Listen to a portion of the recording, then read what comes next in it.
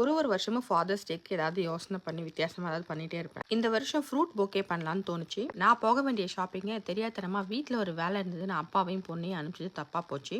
Rainbow fruits கீவர் பண்ணலான்னு list அனுப்பிச்சா வெறும் 3 கலரில் வாங்கி வந்தால் எப்படிங்க பண்ண முடியும்? அதுவும் 2 பைனாப்பிள் தெளிவாக சொல்லியிருந்தேன் வாங்கிட்டு வர சொல்லி. ஒன்று கிரில் பண்ணலாம், இன்னொன்று வந்து பொக்கே பண்ணலான்னு. ஆனால் அந்த பிளான்லாம் எதுவுமே தெரியாத ரகு.